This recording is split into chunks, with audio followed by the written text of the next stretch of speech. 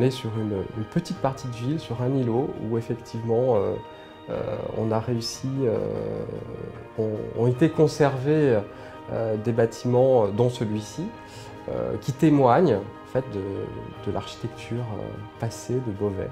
L'avantage que l'on a, c'est que ce patrimoine, cet édifice, cet ensemble immobilier, on en a une lecture assez facile finalement de la manière dont ça a été distribué, parce qu'il est très préservé.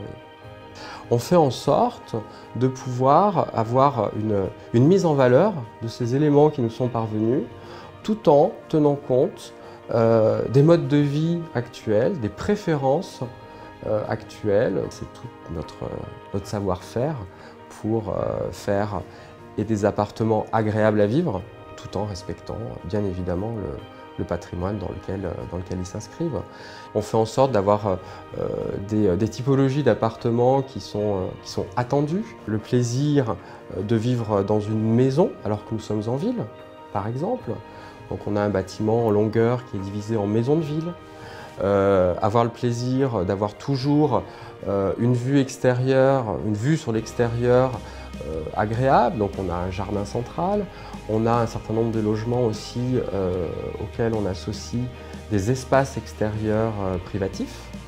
Alors ce qui va me faire dire que c'est un projet réussi, je pense que je vais faire une chose, c'est de m'installer sur la terrasse du café d'en face.